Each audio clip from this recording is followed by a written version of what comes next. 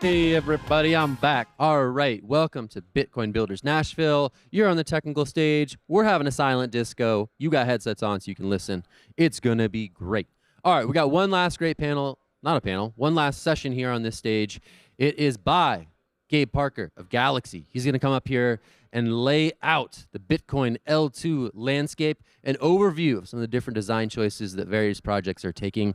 And he's also gonna maybe like drop a little bit of alpha on sort of the Bitcoin DA scene. Data availability is hot, and there's a lot to be discussed in that realm in particular.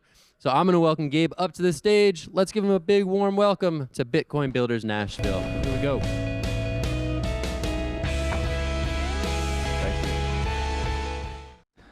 What's up, everyone? This headphone thing is a first for me. It's kind of cool. It feels like it's like a rave almost. My name is Gabe Parker. I do research at Galaxy. Been doing research for 2 years, and I primarily focus on everything Bitcoin. So BIPs, ordinals, runes, and now Bitcoin L2s. So yeah, today I'm gonna give a high-level overview of what I'm seeing, and then we're gonna explore this idea of Bitcoin L1 as a data availability layer. So yeah, let's begin. So yeah, obviously Bitcoin L2s I think has been the hottest topic in Bitcoin this year. And it's important for people to understand that this idea of Bitcoin L2s or scaling Bitcoin is nothing new. I mean, we've been having these conversations since 2014 when Blockstream published that first sidechain paper. And really in 2018, we can kind of pinpoint this year as the first generation of Bitcoin L2s, which was primarily focused on sidechains and Lightning. And then more recently, at the end of 2023, 2024, we're entering this, I call it the second generation of Bitcoin L2s, which is predominantly focused on rollups. So yeah, more recently, there's been this resurgence of Bitcoin L2s, but it's important to understand like that these conversations of scaling the base layer is nothing new at all. So what's contributed to this resurgence in Bitcoin L2s? I'm gonna step on this side. So the amount of new capital that's pouring into these L2s, I think, has helped a lot. So I cover the quarterly report, venture report at Galaxy with my boss, Alex Thorne, and every quarter I look at all the deals that happen in crypto VC. And really starting at the end, so Q4 2023, I finally started to see more Bitcoin deals. And I think ordinals played a huge role in that because the reality is in 2023, throughout the whole year, when ordinals was going crazy and BRCs were going off and everything, a lot of the crypto native venture funds had no exposure to Bitcoin related startups or just Bitcoin exposure in general. And I think after missing that whole wave of ordinals and BRCs, when Bitcoin L2s kind of arrived and all these startups were starting to raise money, they were like, okay, this is our time to actually get some exposure to the Bitcoin ecosystem. So in Q1, we saw a total of over $34 million invested into Bitcoin L2s, and that number grew all the way to over 94 million by Q2 this year. So, and something that's surprising and showing legitimacy to me for Bitcoin L2s is if you just look at the percentage of capital invested in all L2s, so this is ETH L2s, whatever other L2s that exist in other ecosystems, Bitcoin L2s by itself captured 43% of all the capital that went into just L2s as a whole. So when thinking about Bitcoin L2s from like a venture perspective, like Bitcoin L2s are front and center in terms of just whoever, when it comes to investing in L2s as a whole. And just really quick, so the bottom chart is showing quarter over quarter the capital invested and then deal count for that quarter. And as you can see, we kind of bottomed out Q4 2023. And we're just seeing, quarter over quarter, more capital invested. And we should just expect this big jump we saw from 34 million to 94 million from Q1 to Q2. I'm expecting Q3 and Q4 to be even bigger jumps because there's going to be more capital invested in crypto as a whole. And most certainly some of that's going to get allocated to Bitcoin L2s because these venture funds are still pretty underexposed to this entire movement. So yeah, I've counted, there's about 65 to 70 Bitcoin L2s. It's a lot. And over 50% of them are using rollup technology to scale the base layer. Something that's interesting too is that about 70% of all the Bitcoin L2s that exist today, about 70% of them, they were founded within the past 30 months. So a lot of these Bitcoin L2s are very new, and you can tell because a lot of them are still in testnet, right? So we're still in the really early innings for at least the second generation of Bitcoin L2s. And just this, dominance of rollups, as you can see here, over 50%, it just shows that this is the next, approach that everyone's trying to achieve, is scaling Bitcoin L1 with rollups. So, we talked about rollups. Now it's in sidechains so rollups is the second generation of this scaling approach, and sidechains and state channels, mainly Lightning, is the first approach. And it's important to understand that they're all trying to achieve the same thing, but in different ways. So they have different technical architectures based off of the trade-offs they're willing to make. And I can talk about this table for an hour, but I'm just going to break it down at a high level just to show you, all the trade-offs that each approach is willing to take, and what does that mean for the end user. So when it comes to state channels, like you think about Lightning, when it comes to the bridge construction of that, it's really just depositing Bitcoin to a 2-to-2 multisig, because Lightning is peer-to-peer by default in a way. And this bridge setup is the most trustless bridge we have. And in terms of just all Bitcoin L2s, Lightning is the only project or L2 solution that has a trustless bridge. And then when we go into rollups, so when you're depositing funds onto the rollup, you're sending Bitcoin to one of n multisig address, basically. And what that means is, as long as one of the rollup operators is honest, your Bitcoin is going to be safely on the rollup, and you'll be able to exit the rollup as well. We call this trust minimized, because you only have to trust one of the operators, instead of sidechains, for example. And I'll get into this in a little bit, because not all sidechains have the same bridge architecture, but ones with federated programs, which is they basically select 12 people to control the funds going in and out of the bridge, and as long as 7 of the 12 are honest, funds will be safe. But with this setup, you have to trust 7, right, members, instead of trusting one of n. So, the trust assumptions are the same in terms of the bridge with rollups and sidechains, but the difference is, rollups, you're trusting that one is honest. Sidechains, you need to trust that 7, right? If it's like 7 of 12, whatever it is, that are being honest. So, yeah. Now going into the concept of force exit. So you can just think of it as the ability to unilaterally exit from the L2.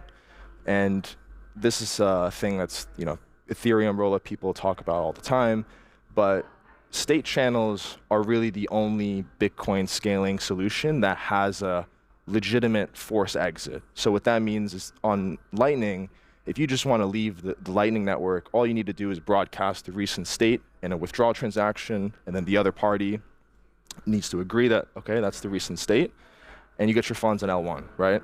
Super manual. There's no trust. You don't have to trust another entity to approve that. As long as the state is correct and you're being honest, your funds can go back to L1 safely. And when it comes to rollups, on Bitcoin, there is no force exit. You have to there's something called a force transaction, which means you force the transaction. Let's say a rollup operator is censoring you. You can actually force a withdrawal transaction, and hopefully one of the other bridge operators who's honest is going to actually take your withdrawal request and send you Bitcoin back to the L1. So not really a forced exit. And when it comes to sidechains, there's really just no concept of a forced exit.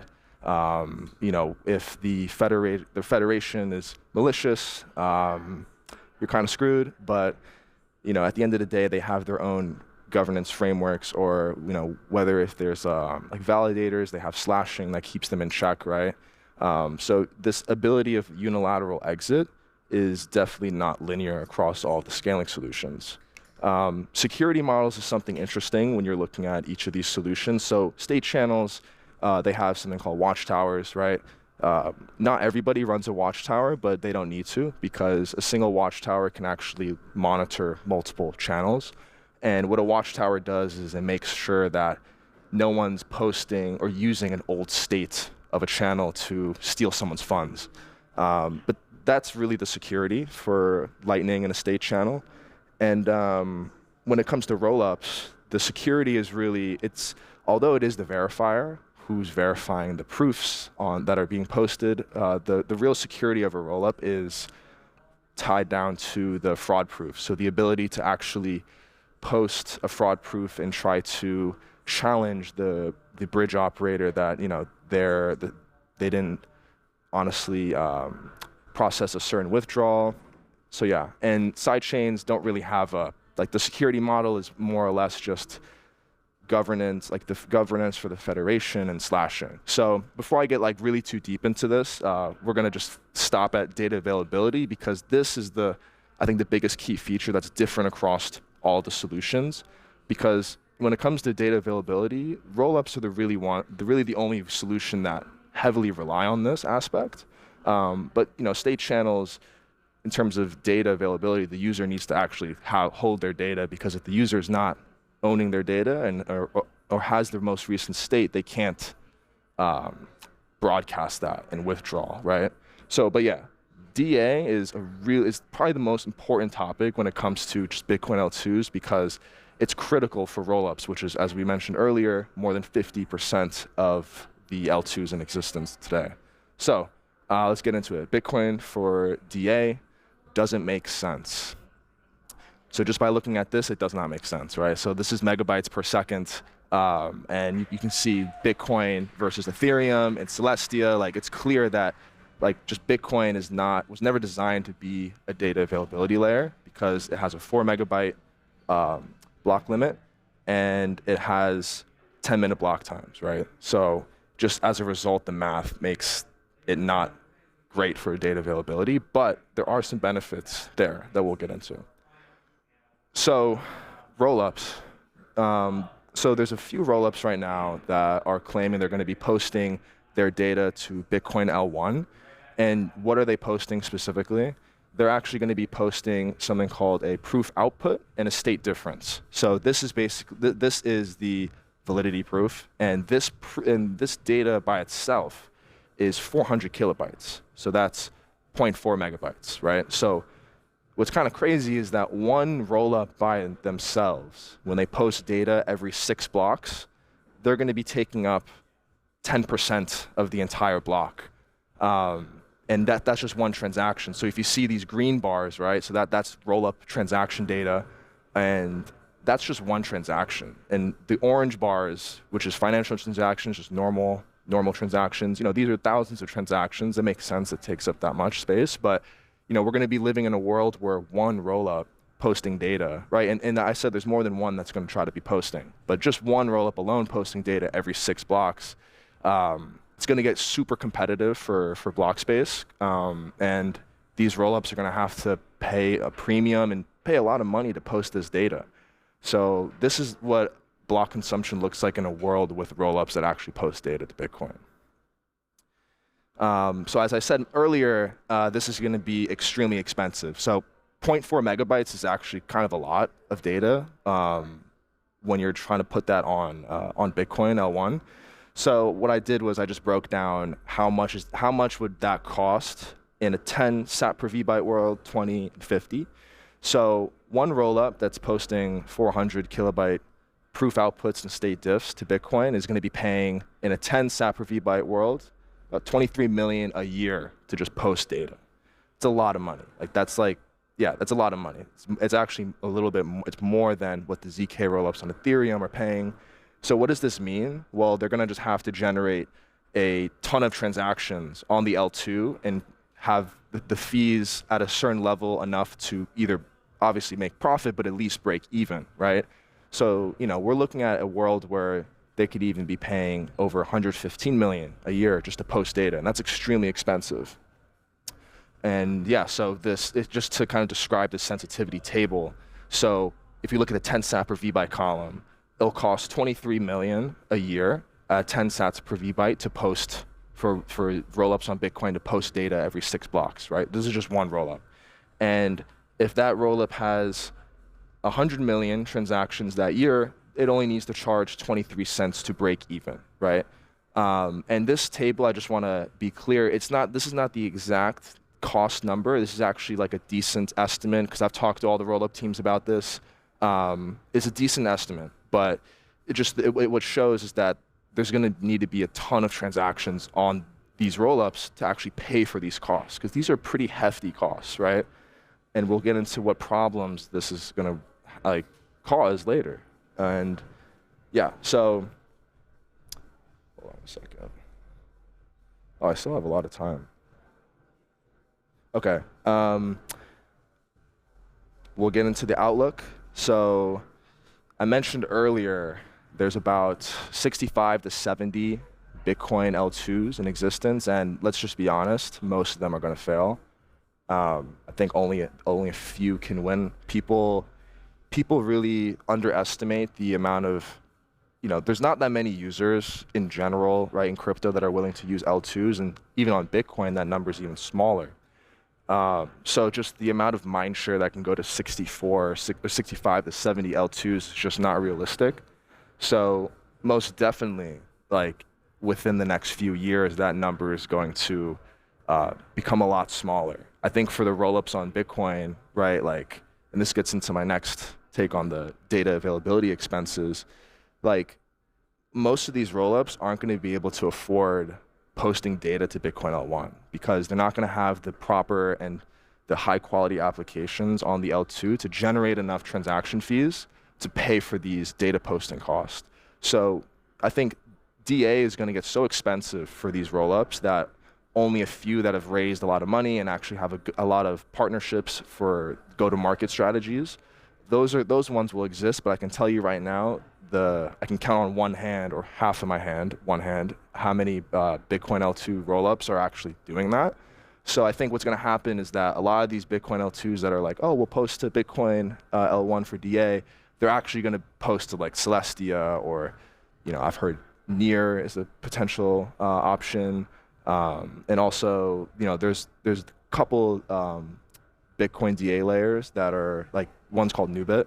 I don't think they've launched yet, but there's supposed to be a DA layer that's a Bitcoin aligned, right? So maybe these rollups will shift there.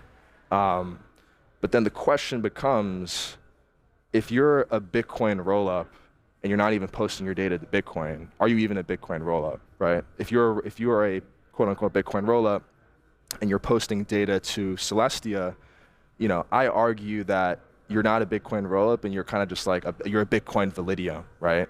Or you're a Celestia rollup chain. The definitions get kind of funky, but just the reality is that if you're a Bitcoin rollup, you're posting data to Bitcoin L1. So there's a lot of false marketing going on, which is why I'm trying to push this knowledge on people that, just because you label yourself as a Bitcoin L2 or a Bitcoin rollup doesn't, you got to really dig into what does that actually mean, right?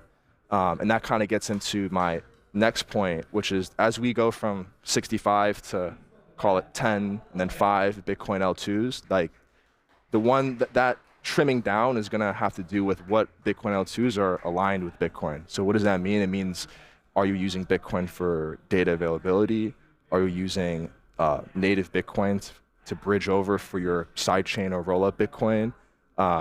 Right? There needs to be some reliance to Bitcoin to be Bitcoin aligned. I think there's a handful of Bitcoin L2s, especially the newer ones that have nothing to do with Bitcoin. They're either using maybe TBTC or wrap Bitcoin, and you're not Bitcoin aligned, right? So I think as we trim down from 65 to 10 to 5 real Bitcoin L2s, it's going to be the Bitcoin aligned ones that end up winning, right? And so the ones that end up winning as well, I think are going to be the ones that are closest to developing a trustless bridge. So from my talks with a lot of people, it's pretty clear that without spending conditions, so OpCat or OpCTV it's impossible to build a trustless bridge. So in a world where, these rollups are still building and we get OpCat maybe end of this year, early next year. And for those you don't know, OpCat is a pending Bitcoin. It's going to be part of a pending Bitcoin improvement proposal to add a new opcode to Bitcoin that actually used to be in Bitcoin a while ago, like back when Satoshi took it out. But this trustless bridge problem in question is extremely critical because the first L2s that are able to do that are going to win. So it's going to be important to follow this OpCat debates and developments because that's going to be the first step to getting a trustless bridge.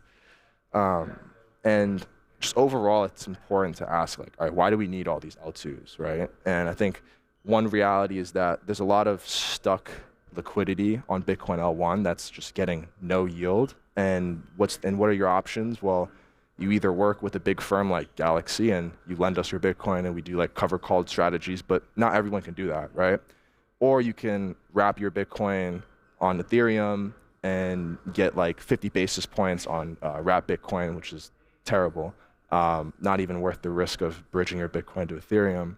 So I think just unlocking new yield that's actually on Bitcoin, like even if it's on an L2, it's within the Bitcoin sphere. I think is going to be huge. And this primarily revolves around DeFi ecosystems flourishing on these L2s. So that's something I see is what's going to really make this whole Bitcoin L2 movement stick. And one thing I'm seeing that I think is going to continue is just this whole Bitcoin L2 movement is expanding the Bitcoin ecosystem because when I talk to a lot of these teams, I always ask them, I'm like, all right, what did you do before this? Were you in Bitcoin?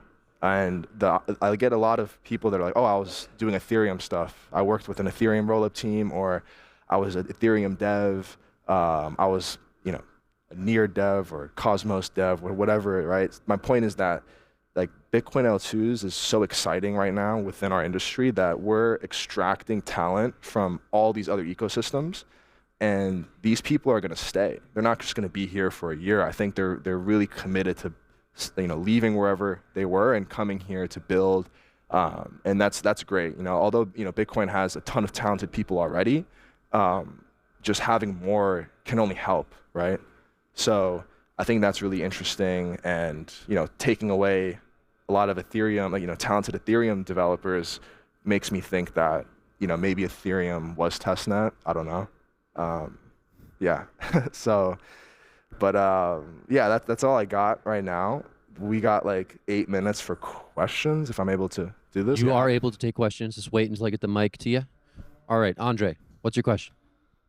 It's a really interesting presentation. I wanted to know what are some of the trade-offs with using Bitcoin native data availability layers, and for the rollup teams that you're talking to, how do they think about making that decision to build on a Bitcoin native DA layer like Nubit or Celestia versus like the Bitcoin L1? Yeah, it's a great question. I apologize for not covering it. So the trade-offs it's pretty simple. Like what makes a good DA layer is that it's how many nodes you have, right? Like that's what, if you have a bunch of nodes as a DA layer, you're a secure DA layer. So Celestia, I think, has like 80, 90 nodes or something like that. But then you look at Bitcoin, I think I was just looking at an article, like 18,000 like full nodes. Who knows how many like light nodes there are, but so like just by definition and capacity, node capacity, right? Like the trade-off is that, okay, if I use Bitcoin as DA, I have 18,000 distributed nodes that have my data. And you can also hopefully you guys have tried to like run like a Raspberry Pi, like light node, like it's really easy. So their trade-off is that, okay, well, the data is distributed and the trust assumptions aren't in a different ecosystem. So if I'm a Bitcoin rollup and I'm using Celestia, well, now I need to trust that, well, first of all, I'm paying for that in TIA. So that's already a different trust assumption. And then I'm trusting that these Celestia nodes, how are they picked? I don't know. I mean, they say there's like applications, whatever, but at least with Bitcoin, it's like these nodes that are distributed globally, like there's no funny shit going on, and there's a cost to that because Bitcoin is, pristine, just like the block space is just the most valuable in our whole ecosystem. I think ordinals is a perfect example of that, like people paying, thousands and thousands of dollars just to inscribe data on sats, right? Which is like, because a Bitcoin as like a blockchain is just like stone tablet that you can engrave and it's there forever. I don't know if Celestia is going to be here forever. I mean, maybe not, right? Same goes for like Nubit. Same goes for if you use like Near as DA. So that's the trade-off right there. Yeah. Whoop, hold on. Say that again. The second half of the question was the teams that you're talking Oh, to. yeah. How do they decide what to Yeah. do? So how do they, I mean, so the ones that are Bitcoin aligned, it's really an alignment thing, right? And people and these teams that are posting to Bitcoin rather than Celestia, they look at it as they don't want to have these other trust assumptions, and they want to be true to their alignment to Bitcoin. And if they're marketing themselves as a Bitcoin rollup, they're gonna want to post to Bitcoin L1. But I will tell you right now that this cost analysis that I've done and I've talked to them about, it's definitely something they're thinking about. And it'll be interesting to see like who's able to really solve this or just pay for these high costs. The problem right now is everything's in testnet. So I asked these guys like, how much are they paying on their testnet or whatever it is, right? And the data is not, there's not a bunch of data right now for that. So this is just estimates. So we'll see, right, on mainnet. But yeah, main decision making is like, are you Bitcoin aligned? Okay, let's do it on L1. No more trust assumptions for Celestia, whatever the case is. So yeah. Got another question up front and time for a couple more if anyone has one. Here's Kenny. What's your question? First, thank you for just covering numbers because I feel like not enough people do that. So that's super appreciated just on what rollups actually cost. And then second, can you dig into a little bit exactly what you mean by data availability? Because I feel like that term's got some nuance, especially when you compare Ethereum to Bitcoin L2s. Mm-hmm.